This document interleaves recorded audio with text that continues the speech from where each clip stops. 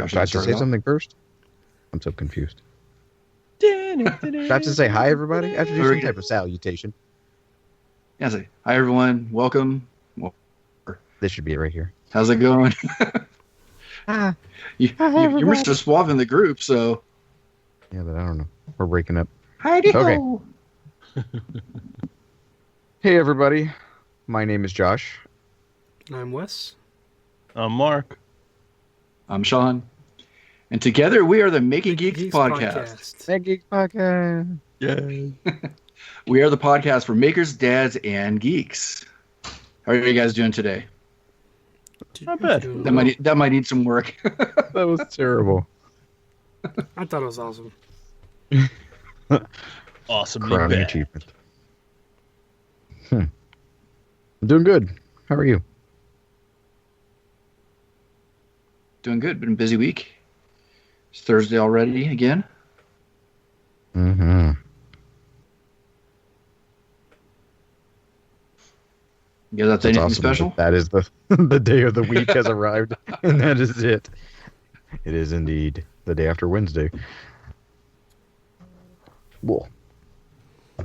Ah. All right, we should probably start this all over. That's the magic of editing right there. It was a pretty good week. Spent some time at the beach, and I went boogie boarding for the first time in like 15 years. Oh, wow. That was fun. Nice. Can you still boogie? I can. I can even take out family members. Uh-huh. Like I basically washed ashore, rode the wave all the way to the shore, and I was like, "Look out!" And like Catherine's sister Betsy and Grant were standing like pretty like ankle deep water, and I made it all the way there, and like I barely tapped Betsy, and she like fell backwards and like landed on me. It was pretty awesome. Pretty epic. Apparently. I picture Wes like washing ashore. Like a whale, yeah. Yeah. Rolling in. It was fun. I didn't get sunburned, so that's a benefit. Didn't get stung by jellyfish. So, lots of bonus pluses there. Samantha's still at the beach with her aunt and family, so they're living it up there. Ice cream and waves and ocean and for a couple For a second, it sounded like you left her there. Potato. Kevin! I'm sunburned too. We celebrated my oldest son's 7th birthday today. And we rented out one of the little pavilions at the local water park. And we hung out for a crispy amount of time. Where I'm like, all right, I'm about tired of this. I want to go home. Until you have that kind of hungover feeling after you get really sunburnt. Why do I smell bacon everywhere? Yeah. So I'm all just kind of, ugh. That's why I'm laying down. If you're watching the live feed, I'm lounging because I'm He's sunburned. doing his best Burt Reynolds impression. Oh. Dirty. Mark, what about you, buddy? I'm almost at the point where I have electricity back in my office. And I cleaned out the side of my house the other day. So it has been nothing exciting at all. But baby steps. Sounds like progress. Yeah, it is progress. And to the guys who won the prizes from me, I have not forgotten you. They are still coming. I swear they're still coming, but I just got to get electricity to my printers. My printer. I shipped off all my prizes the other day. So the 3 people that are expecting things from me, wait anxiously. Stuff's probably broken. I had subpar packing material.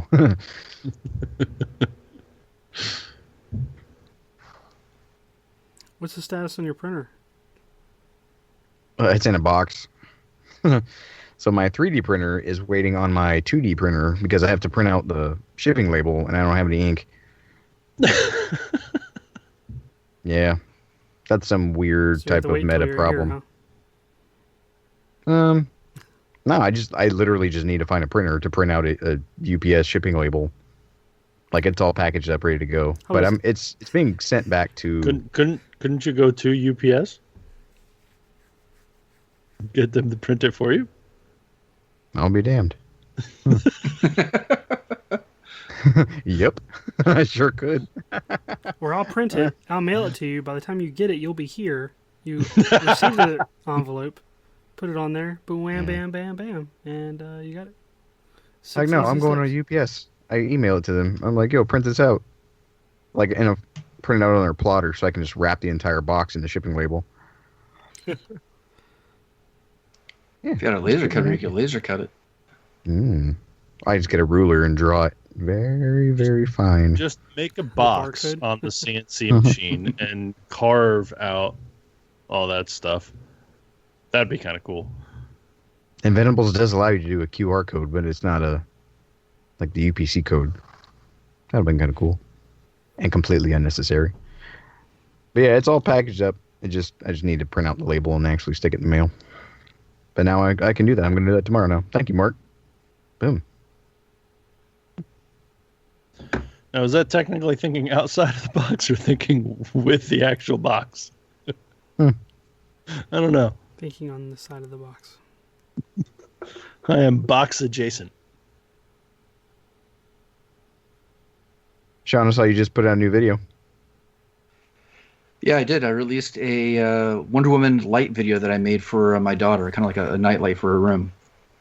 Yeah, that was a lot of fun to do. A lot of work, a lot of, just a lot of time.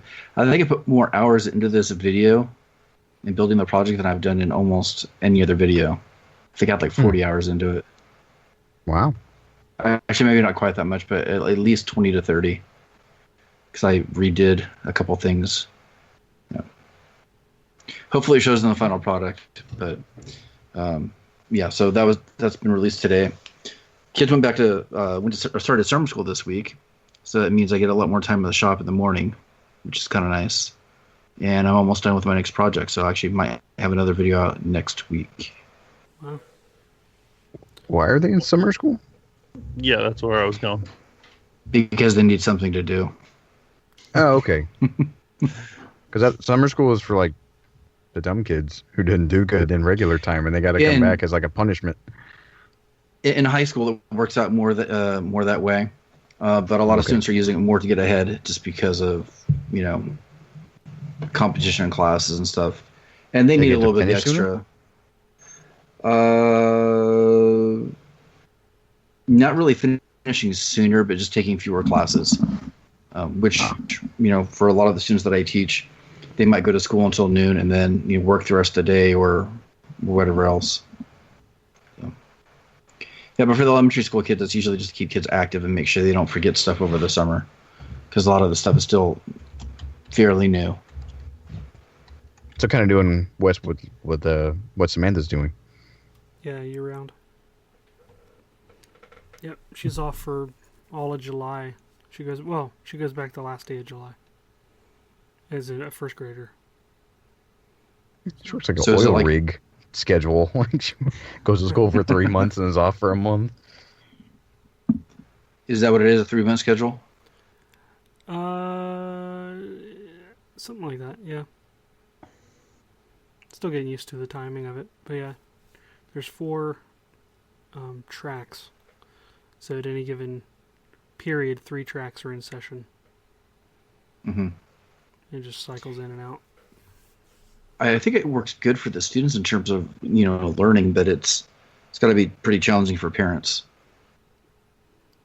All these weird times where kids are off for a month. I'm sure we'll get used to it if we do it a couple more years. But it was nice to be able to go to Disney on the off season, like in January. That was nice, crowd wise and temperature, and so we've enjoyed it so far. What grade is she in? She's a rising first grader.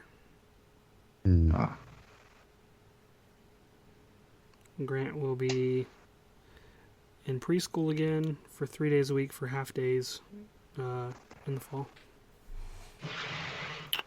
Very cool. Yep.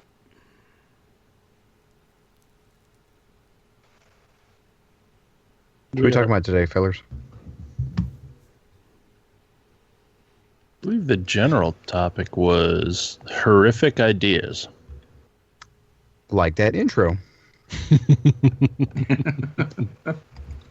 It sounded better in my head, and then when we did it, it's like, you know what? Maybe you just do it the way we always do it. See, when you layer in those sweet sound effects and music clips, it's going to be awesome. Way to add it onto my workload. Thanks. Time. There's no short turnaround for this one, though. I like how we invented a nostalgia machine that we need to apparently jump into every once in a while. You can throw that sound effect back in. You could even do like the He-Man, like Grayskull, like dun dun dun dun dun dun dun dun. Just do like a different 80s theme song, like the smallest amount you can do, but still have it recognizable. That could be a game, too. Could be. That would be really fun. What show was this? Just leave little Easter eggs in the show for people to figure out. Yeah. That's actually kind of a fun idea. I thought about doing it for my videos too. Actually, there is one small Easter egg in the Wonder Woman video. I don't know if nobody's mentioned it yet. Has to do with an old internet show that nobody's mentioned yet. I saw the Dig shirt. Was it that? Yeah, that was that. Dignation? Yeah. I was going to make a comment on it, but That T-shirt's a relic. I noticed. I'd still wear it if it didn't have a huge hole in the armpit.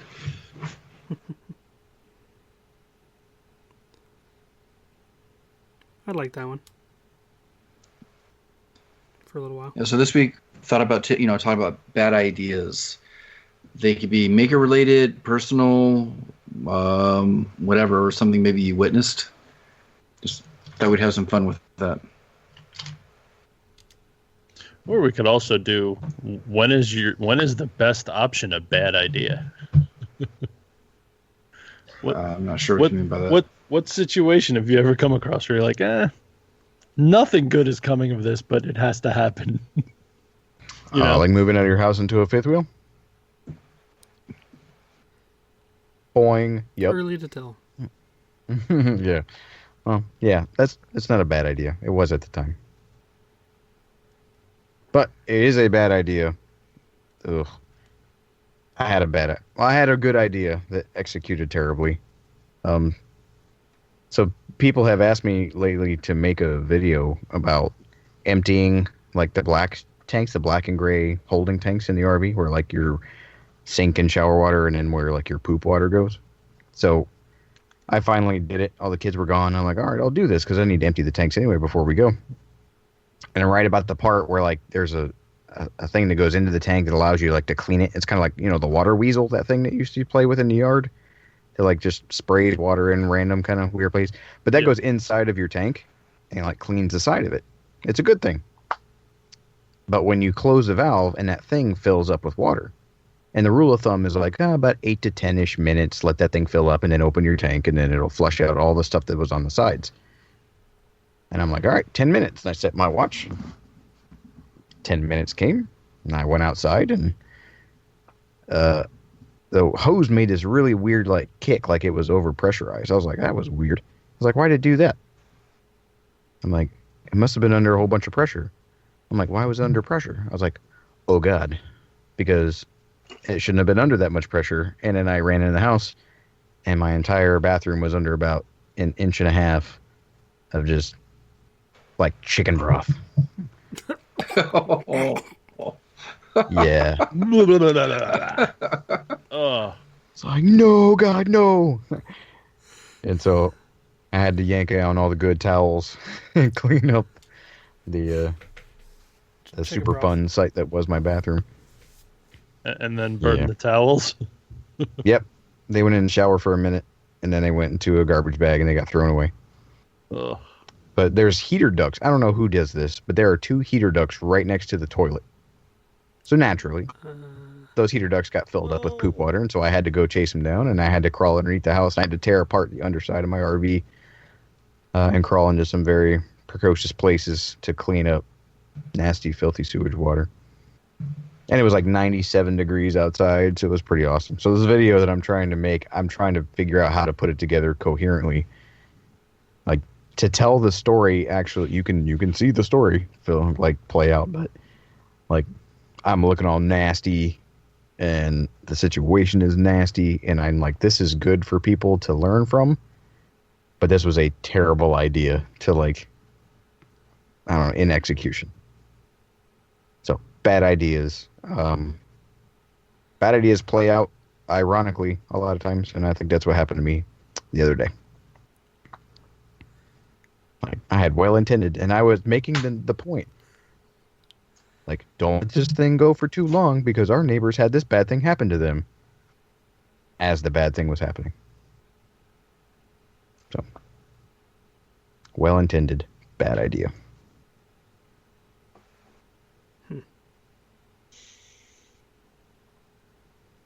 I don't know the dynamics of this, how all this works exactly, but can you not have like it draining while that thing's running? Just as it's still shooting around in there, right? What's the point of it? You can, but the thing doesn't reach a certain height. Like your tank, say your tank is like 3 foot tall. It only cleans like when it does the little swirly thing. It only cleans like the bottom foot or whatever. Yeah. So when you fill it up, it's floating to the top to clean the higher areas, or what? It's kind of doing both. It pressurizes, and then as it pressurizes, it like swirls around and creates this kind of like high-powered vortex kind of deal, and it cleans all the crap off the sides. This was all spelled out a little more eloquently in the video that probably won't get made. Yeah, I went back to check the GoPro footage, and you can see like the exact moment. I remember when I saw the hose kick, I made a little comment to myself. I'm like, what the hell was that? That was strange. I was like, they should only do that when... And then I like froze and just ran out of the frame. Oh, God. Yeah. Noted. Oof. So about you guys, what other dumb ideas or bad ideas have you had? Well, we all know my recent bad idea. Safety first with spinning blades. Well, see, I think a dumb idea or a bad idea is all a measure of hindsight. Like, oh, absolutely. It's gauged by how damaged you got after the fact. Yeah. It was a great idea if you came out unscathed. Not if you wouldn't do it the same way again. Just because it didn't end in disaster doesn't mean it was still, it was a good idea. I like your perspective, though, because somebody who could be very inexperienced or just downright dumb does something that's dumb but ends up well and everybody loves them for it. And then somebody who actually knows what they're doing tries to make a small lapsed judgment decision ends up turning out really, really bad, and that's the bad idea. Not the original dumb thing that just happened to go correct or happened to go right. I have a couple to mention, but I'll start with this one. Don't try cutting 2 pieces of wood on the table saw at the same time. I could see where you would think that would work. What happened? I had them stacked. I was trying to push it across, and they slipped, and one of them kicked back and hit me. And this is before I had a proper table saw. This is the really cheap, like $70 one that jumps around. Luckily I, had, full enough control that, it didn't cause any damage to me, but it made me step back, turn on the table saw and think, okay, I'm never going to do that again because it could have gone so much worse. And then you changed your underwear. And then I changed my underwear. Yes. And the rest of my clothes. I've had situations like that before, but like I tend to not even come close to messing around on the table saw because that thing still scares the bejesus out of me. My chop saw, however, I can keep my hands way far away from it. So I've done some dumb things on the chop saw. The worst that's happened is going to be blunt force trauma. It's not going to be, I can think of a couple worse things on a chop saw. Yeah, but like I've just taken logs and spun them around, and they catch and they flip up real quick, and then the whole thing makes a horrible noise and scares the ever-loving crap out of you. I think I've done like 5 or 6 boards at a time. And chop saw? Yeah. Oh, yeah. Yeah, that's not dumb. Or if it's dumb, I don't know any better. I think that'd be more dumb on like a what the hell's it called? Oh. The sliding miter saw. Why can't I remember the name of it? What are we talking Yeah, about? none of us can all of a sudden. A radial arm saw? Yeah, radial yeah. arm saw. Yes. Yes. People freak out about a radial arm saw. I don't see why that would be any different. See, I can If see your fence why. is tall enough. Because the blade spins towards you, so doing multiple boards, I think it might be a higher chance of those kicking at you. Especially As if you opposed got to- your hand down and it's just going to come straight out at you. As opposed to kicking into a fence. Hmm. Although I So, never Sean, used you just one, said- I'm just... You did. Has anybody else experienced kickback on a table saw before? Yes. Yes. Or what did Actually- what did you do that was dumb, Mark? I don't. What was It about it? wasn't that it was dumb. It just that it happened. I think I was doing a really long piece, and the last bit of it broke off and caught in the blade and just shot past me. But because I don't have a whole lot of room with my table saw, so if I've cut like 8-foot boards before, but they're like hanging off at the end, so I'm sitting there like with my hands as far away from the blade as I can, trying to hold 8 foot of plywood down against the blade as I'm slowly trying to push it out. That's one thing after you do that once or twice that you learn that cutting a full 8-foot sheet of plywood on a table saw is a bad idea. Or it's I not actually the started smartest setting it idea. up.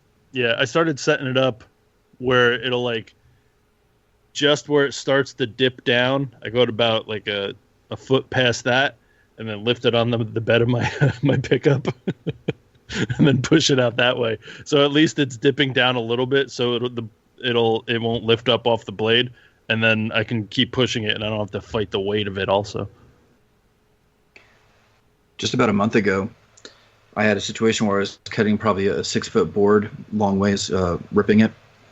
And I had taken the riving knife off my table saw because it wasn't aligned correctly. So I took it off and thought I'd fix it another time. I'm pushing the board through, and at some point, the back snaps on the backside of the blade because there's no more material there to hold it separated. And it started kicking towards me. But luckily enough, the board was big enough that the table saw wasn't going to shoot it back, but I had enough pressure on it where I felt it kick.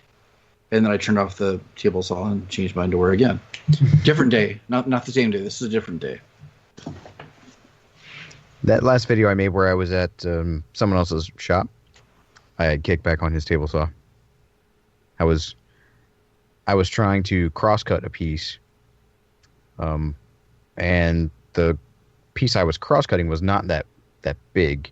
And so I had the fence, but I wasn't using that as like my measure because I didn't want that cross-cut piece to wedge. But I didn't want my piece to be the exact gap as the fence and the table saw blade, if that makes any sense. Like, so I moved the table saw blade out of the way, but I guess I didn't move it far enough out of the way. And so when that little piece that I cut, when I cross-cut it, the little piece that was on the end that was, the piece I was going to throw away, like canted, and because I didn't move the fence far enough out of the way, it shot back and hit me in the tip of my finger and then shot straight up, and I think hit his ceiling, which I should probably check and see if it hit damaged the ceiling at all. But yeah, it hurt, and I think my lucky stars didn't hit anything else. Mike from Mike and Lauren caught a piece of a kickback to the face. He had to get stitches on his nose. He's got a big scar on his nose now. Yep. Yeah. But those are things that are all like well intended. That, I mean, you have to learn the hard way, unfortunately, and those become dumb ideas or bad ideas after the fact. I think I'm going to have my wife listen to this episode so I can make a case for getting an X-Car. Saying an X-Car is much safer. That can't happen on an X-Car. Do we need to run through the I bad thought it was ideas going to on be, CNCs see, honey, next? I'm not the only one.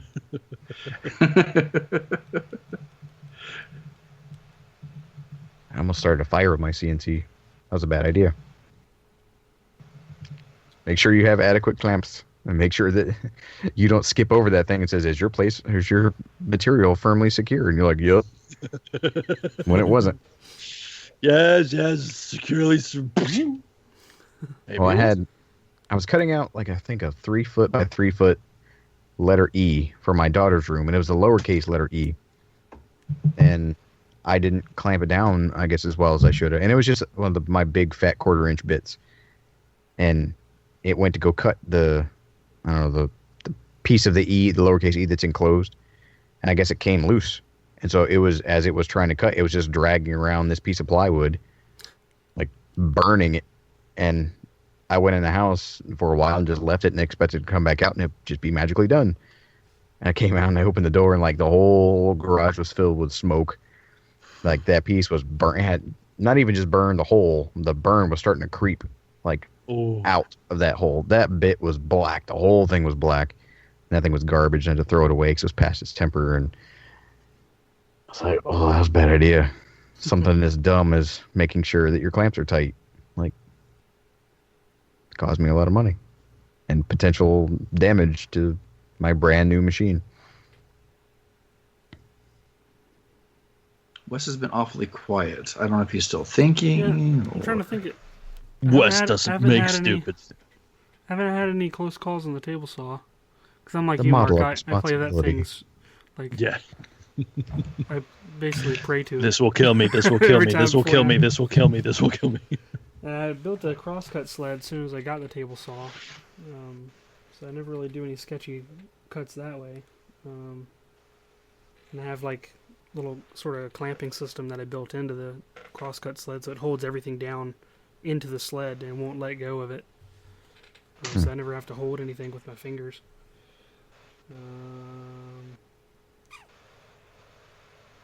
Haven't had any close calls with the 3D printer. It just get like a melted glob of plastic, but nothing too spectacular.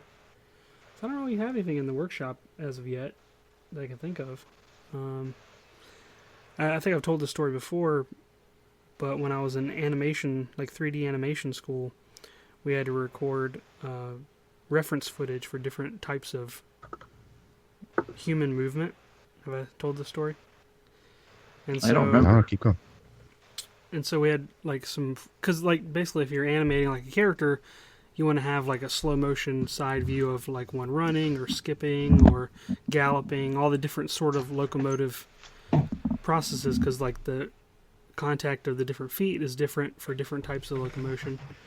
We were outside, we had the camera set up, we were trying to think of different things, and I was like, oh, you know what, I could do that, sort of thing where you kind of take a couple steps up a wall and then back down again, like do, like not even high, like not off of anything or onto anything, level ground, a brick wall, do like 2 steps on the wall and then back down, like a little parabola, right? And Parkour lesson 1. Yeah, exactly. Parkour 101, not even hardcore parkour. So I did 2 steps and down, and I hear this crack sound. And I fall to the ground, and it broke my ankle. It wasn't even like off of anything or onto anything. And it was like the part of your foot, like it's like the biggest bone in your foot, the talus. And I went to the hospital, like I think the next day, and they asked if I was a roofer. Because apparently that's a very common injury, because it's very hard to break that specific bone the way I broke it. And apparently roofers, when they fall off a roof, if they land on their feet, it's basically from your foot hyperextending like that way. You know what I'm saying? Where your toes touch your shin. Yeah. And I'm like, no. He's like, yeah, basically roofers and fighter pilots, because their feet are on the rudder pedals when they crash land, and it bends their foot backwards. And I'm like, nope. And I explained to them how it happened. They're like, I don't understand that. And it wasn't. I don't know where the footage is. I mean, I think that would be good footage now, because obviously we're recording all of it. But yeah, I don't know. So I was on crutches for like several months. And I worked at Best Buy at the time. And I was in the digital camera department. And it was right before Black Friday. And so I was in the digital camera department working Black Friday in a wheelchair. It was like literally the week before. So that was fun. It was one of those things where, like, if you don't come in, you better be dead or you don't have a job anymore. So I had to go. So yeah, that was fun. That was not a good idea. And I think that was like that point where it wasn't even that old, you know? It was 2002, 2003, something like that. So it wasn't, you know, that long out of teenage years, you know, but that was like that turning point where, like, yeah, I can't do the same stuff that I used to be able to do. So I'm sure I'll think of something else as you guys keep going, but that's my... Well, now you're talking about teenage years, and a whole bunch of bad ideas come flooding. That's true. Isn't that just one long string of bad ideas? Yeah. From the age of 13 to 17 is just a bad idea. You guys For have any anything male. that included gunpowder? Oh, I got a story not about me. Actually, no. It ended up being about me. Now you got to tell it. Gunpowder or fires? Go. Black powder bomb. Okay, I had two friends that were making black powder bombs, putting them underneath steel chairs, lighting them, and watching them go 75 foot in the air. 2 a.m. rolls around, knock on my window. Come on, we're going out. All right, whatever. So sneak out of my house. We're just running around the neighborhood. We get to a construction site that they are in the process of finishing. There's no one in it yet, but they're still building it. And they pull out this freaking 8-inch pipe bomb with a cigarette fuse and duct tape it to the window. The second I saw the flicker of light. Now you got to understand, I was like fairly overweight back then, and you've never seen a fat kid move so fast and so ninja-like. I am leaping 6-foot fences in one swoop. I am running I'm running faster than the two athletic kids that just set the bomb. And I'm just hauling. I jump over this one fence and land on a piece of plywood that was like a 45-degree angle, destroy my ankle. They come after me and keep running. I'm stuck behind the shed because they have automatic lights in the backyard. So I wait till it goes off. I limp out of the backyard without setting the light off, get my key into my door, hear the explosion. I'm like, jeez. Get in the house, shut the door. Like 3 days later, it's in the newspaper. The FBI is hunting some domestic terrorists. Timothy McVeigh or what? No, they were just... I had interesting friends. So if you don't hear from Mark next week, it's because he's being detained by ATF. Uh-huh. Nah, I didn't have any hands on the black powder, so my hands, I'd pass the chemical test. But yeah, that was the last time. They're like, oh, let's go out. Nope, not again. You're getting me twice of that crap. All mine, like, if you had to, like, when you say them out loud, They sound like, you sound just super stupid. Like, you don't go to the hospital with your broken ankle, Wes, and you're like, what are you doing? Like, I was saving, like, a bunch of orphans from the burning battleship. Like, what do you think I was doing? Like, I took half a step up a brick wall. Yep, pretty much. I remember it was Halloween, and me and a bunch of friends, they were stupid. My friend had just gotten his car, and we were driving around, like, throwing eggs and toilet paper at stuff, because we were in high school and didn't have anything else to do. And there was this new middle school, and it had this huge wall of windows, like 2 stories tall, full of, like, these big mosaic windows. And when we went to the store to go buy all the eggs and toilet paper, we're like, man, we got to buy some other stuff, too, to make this look like a normal transaction. So we bought, like, a gallon of milk. I don't remember what else. But I bought an eggplant just to completely throw people off. And so when we got to this middle school, like, I was doing donuts out in the grass, and we were throwing eggs at this huge window. And then the one guy that was like the sketchy guy in the group gets out and like someone like about to throw a Molotov cocktail, like takes this gallon of milk and just heaves this thing about 25 feet up in the air, and in super slow motion. I'm like, that thing is going right through that window, and it didn't. It just boom exploded and rained down, and then you see these like headlights come following us, and we get in this crazy semi high speed chase, and then like the cops get us, and then they're like, you got to follow us back to the school, and there's like all of the assistant principals and all the people were there, and then they slowly call our parents, and I'm just like, yeah, this is stupid.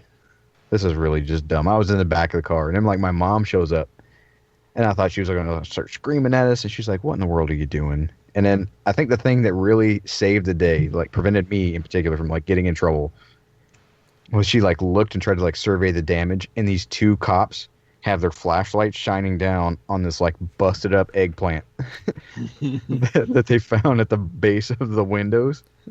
And my mom was like, what the hell are you doing throwing eggplants at things? And I was like, I didn't throw that. I don't know what, that was there before we got here. And it was that stupid eggplant. My mom started laughing, and then once she started laughing, I knew I was off the hook. But that random eggplant saved the day. But yes, hindsight. Like, you should not vandalize public property because you're going to get in trouble. And in hindsight, I realized that being a senior in high school, we shouldn't be throwing discus at midnight with flashlights. Ooh. Flashlight on the discus? So me and a bunch of friends would go sneak out of the house and throw disc or discus at night. And there's no lights on the field, so we just try to find it with flashlights, and hopefully we don't hit each other with a damn thing when we're out there trying to field it. And then we'd hop in my friend's Nova and do laps around the track, especially like a day or two after it rained, so you could tear up the track and get chased by security, and go have a burger at Burger King. And that was several nights when I was a senior doing that. Whataburger was our gang's hangout. Whataburger. See, I lived a good at least 30 minutes from our high school, so it wasn't very practical for us to go to the high school and goof off. Basically, most of my shenanigans were in the woods. My friend had his family had a lot of property between him and his grandfather. They were like adjacent lots. So we always had like trails through the woods that we'd like take four-wheelers through, and we would go out bushwhacking with like machetes and chainsaws, making new paths from one path to another. And there's a couple ice storms that froze over like this little lake, and so they had like these little, I guess they were trees that sort of grew out of the little pond or something, and basically you would have trees that grew out of the pond, and then the pond would freeze over, so you'd have like trees in the middle of the icy surface. And so we would like light the trees on fire when they were like sticking out of the lake. It wasn't enough to melt the ice, but it was in the fire couldn't spread anywhere because it was all ice around it. So it was kind of sort of like an innocent, seemingly innocent thing to do. Just gonna start a That was fire. mitigated mischief. Yeah, exactly. Like what's the worst could happen? So, can't really think of anything else. Okay, so knowing all the dumb things that you did, and I'm sure as you got older, the dumber things grew in severity and intensity. How are you going to react when your kids start doing these stupid things? Depends on how much danger they were in. I think your scale is pipe bomb, so Yeah. I mean, fair enough. But Now this episode will be on the internet for all eternity. So. Oh, I'll tell her all the story. Well, see, I'll dole out the stories Redacted. as necessary. Redacted. Yeah.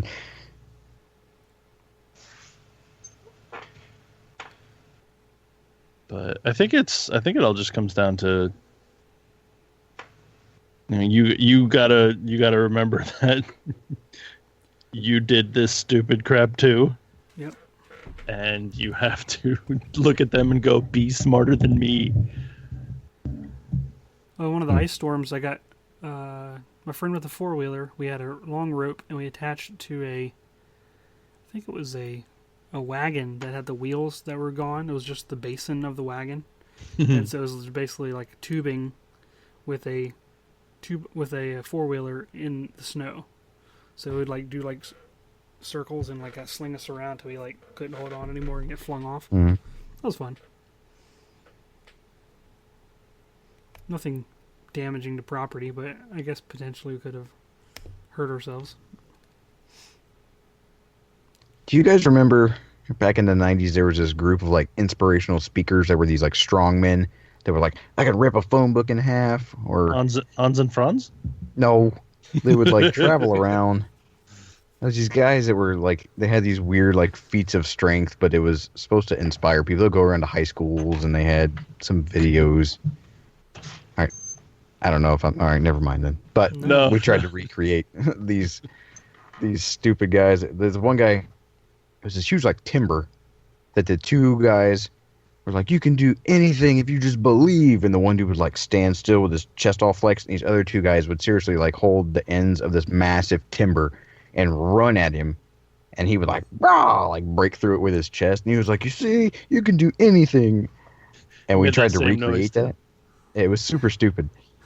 And a friend of mine was remodeling their house, and they got rid of their like banister from their staircase, and so we tried to do the same thing with Ethan. Some of you guys know from the I Like to Make Stuff group. But we did it on this like inclined yard that like sloped downward, and so when we did it, it didn't hit him in the chest. It caught him like in the collarbone / throat. Oh, Yeah, and about killed him. Yeah, he was not inspired. He didn't believe. But yeah, I think about that. Like, everybody thinks, I don't know, my kids are innocent enough right now, and they don't really understand what shenanigans are. And I don't think any of our kids are fully old enough to understand what real shenanigans are. But It will occur. I don't know. I think this age of like helicopter parents, where people seem to forget like what it was like back when you were younger to go explore and go learn and go see with a little bit of freedom. Like, I wonder how that's gonna pan out now. I used to roam through the woods on a daily basis. All my friends we'd all get together, start running through the woods. Now, I'm a little afraid of letting her do something like that when she's There's older. rapists in the woods. Just because there's Kids with pipe bombs. Yeah. I mean, but I think all the same dangers existed when our parents were young. I mean, granted, they didn't have the internet, so stuff wasn't as readily available, but your mind is just as dangerous as... I mean, did your friends have a copy of the Anarchist Cookbook whenever they made that pipe bomb? I mean, it's black powder and... Honestly, I wouldn't be surprised. No doubt. But this is the same group of people who we would go into the woods and we like made our own bow and arrows. And we found dowels that were this pencil sized, and we put them in the automatic pencil sharpener, and then we had real arrows. It's fine. But you don't need a YouTube video to inspire you to do that. That thing is pencil shaped. Yeah. Like, I could put that in there and make this thing sharp. Fits Like, in here. your did that as a dumb kid. boy intuition like will create mischief. You don't need an iPhone. Like if you to have get a you into- Estes model rocket with a payload section in the nose cone, anybody's going to put a little lizard in there and try to launch it. I mean, it's just natural science. You don't have to read that in. I mean, they survive theoretically, and they run around in circles and then run away when you let them out. Yeah, hypothetically speaking. I know that if you have what was it, like 6 or 7 party balloons and a small DC motor, like you can get a hamster to become like the carriage of a Zeppelin. Like it'll hang right underneath it and float down a dorm hallway.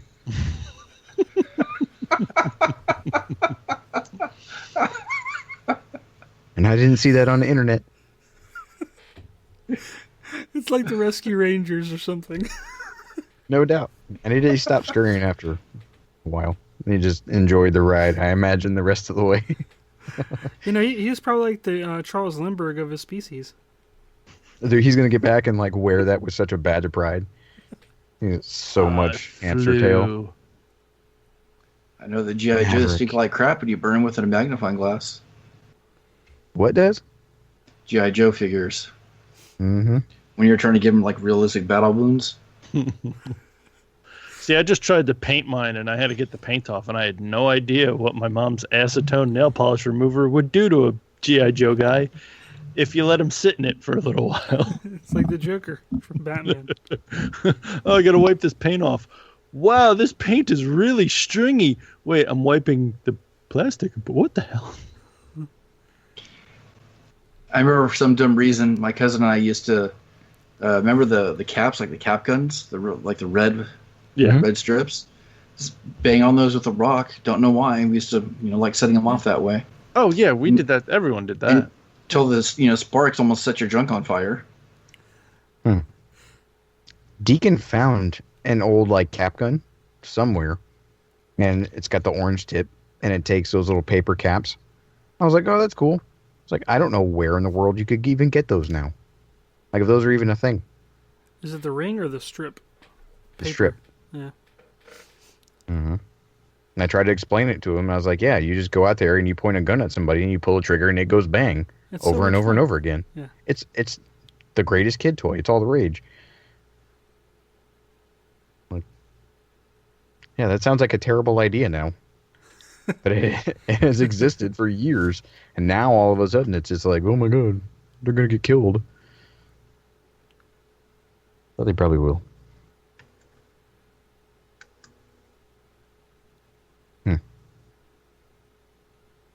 So for you people out there that are listening that have kids that are of mischievous, have done stupid things age, have you tried to empathize with them at all?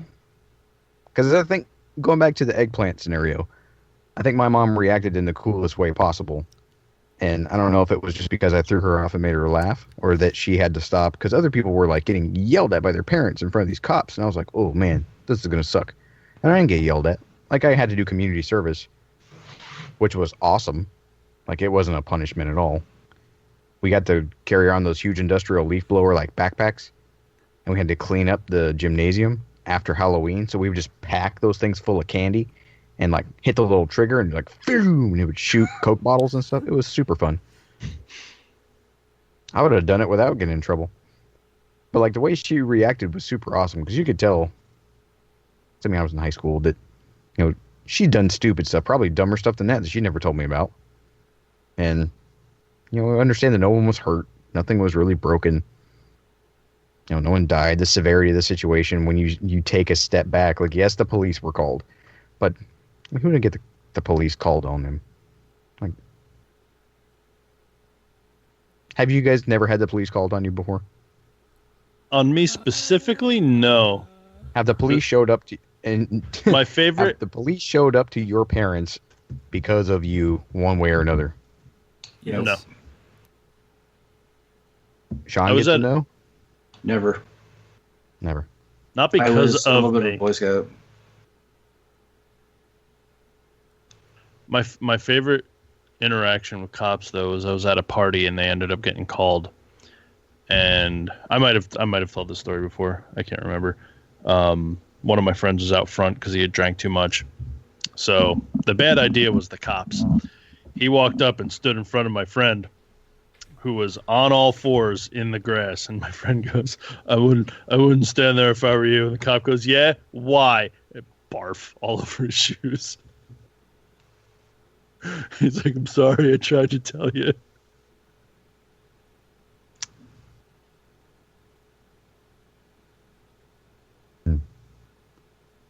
There might have to be a part 2 of this at some point, because I'm sure we could go on for a really long time once you start thinking about all the things that we've been through.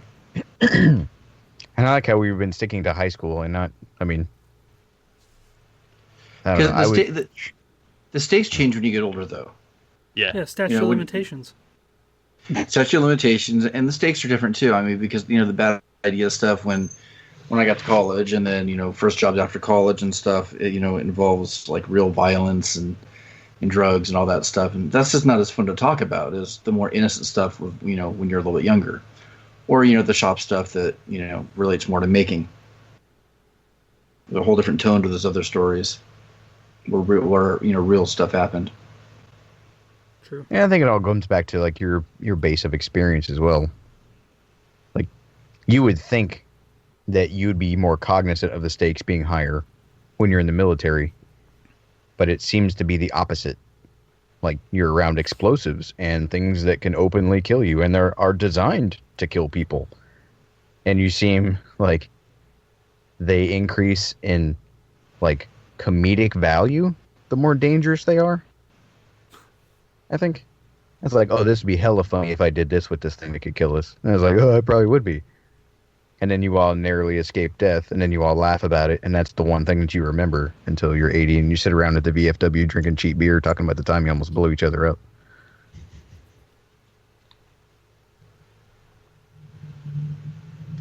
Well, yeah, here's to low expectations and cheap steaks. Like, things didn't really matter back in the day. There is no permanent record for those younger listeners. That doesn't exist. Live it up.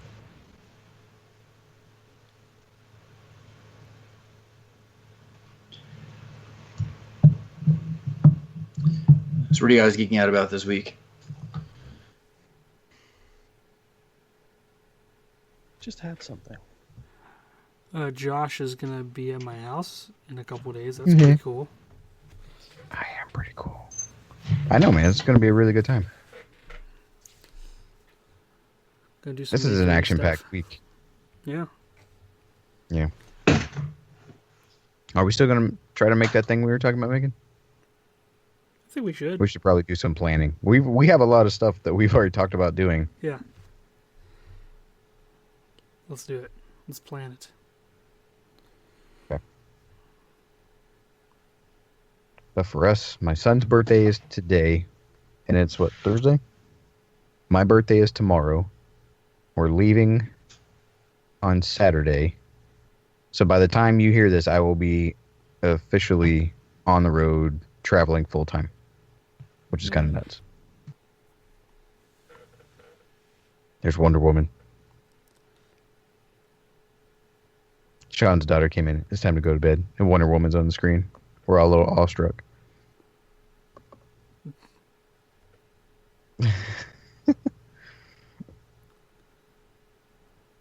What are you geeking out about, Mark?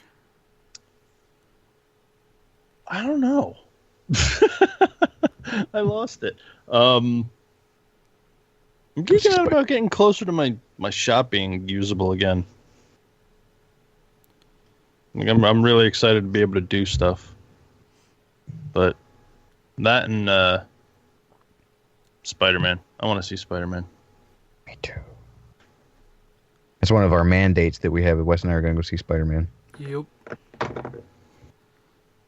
He's not even one of my favorite characters. It finally looks like a good movie.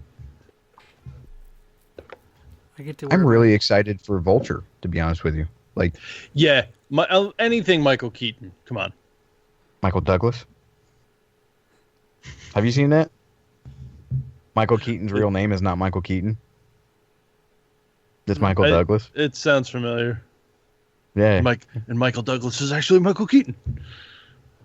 Yeah, he said that when he tried to get into the Screen Actors Guild or the union or Actors Union or whatever, and he's like, Michael Douglas is taken. He's like, what about Mike Douglas? He's like, that's taken too. He's like, yeah, come up with something else. And he said he was going to choose Michael Jackson. Same name as anybody else? That's really weird that you can't have your own name if someone else got there first. It's taken. Yeah, Odd. So.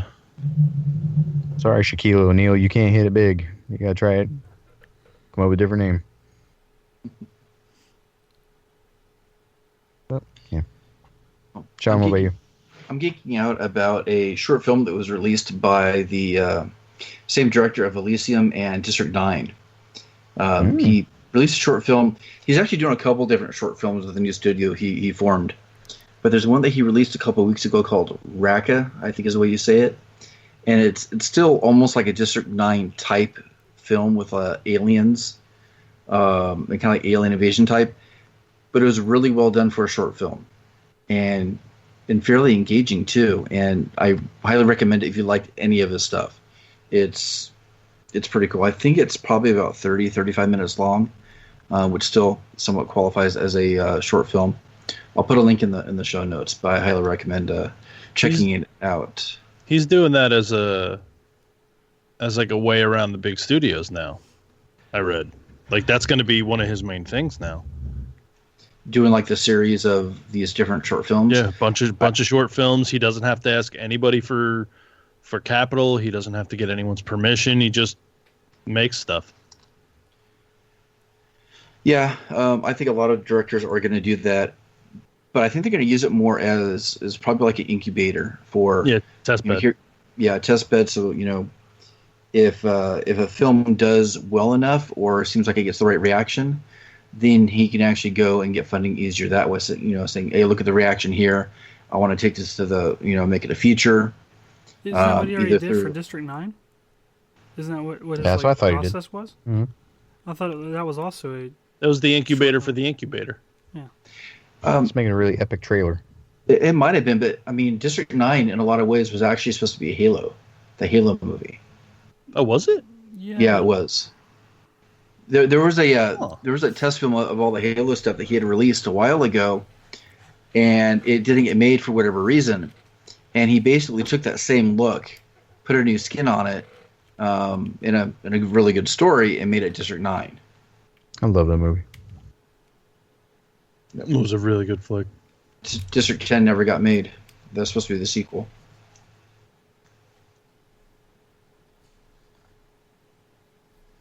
Just watched Assassin's Creed the other day. You guys see that? Not yet. That was a weird one. It looked weird. It was cool. I mean, I still love the idea behind it, but it went a little video game movie. You know what I mean? Instead of treating just, okay, we're going to do what's best for the story. Yeah, it feels like they shoehorned a little bit. Yeah. But still cool to watch. Well, we'd love to hear from all of you. Please, I messed this up. All right, we'd love to hear from all of you. Please visit makinggeeks.com. Check out the contact page. Send us any questions, comments, suggestions you have for the show. We'd love to hear from you. We love reading those. You just might hear your question or suggestion make its way onto the show. Please be sure to check out the homepage. We have all of our past episodes right there for you to listen to. And visit makinggeeks.com. And you can find all of our stuff on Instagram at Making Geeks Podcast. You can find it at Twitter at Making Geeks and on Facebook at Making Geeks. I'd like to thank our super awesome patrons over at patreon.com/makinggeeks, and especially our top patron, Mr. Seth Williams. Thank you so much for your support. If you'd like to help keep the lights on, as it were, and help us produce more content, just feel free to drop $1 in the bucket. We appreciate it. There's some cool perks and other rewards for doing so. So thanks a lot. And you can find our own individual bodies of work at geeksmithing.com, geekbuilders.net, Asylum Designs on Instagram, Thingiverse, and Twitter, and thepiworkshop.com. And we'd like to thank everybody for hanging out with this episode. Thank you every week for coming and listening along with us. It means a lot to us. And we hope to see you again next Saturday. Have a great week. See ya. Later. Good night and good luck. Ooh.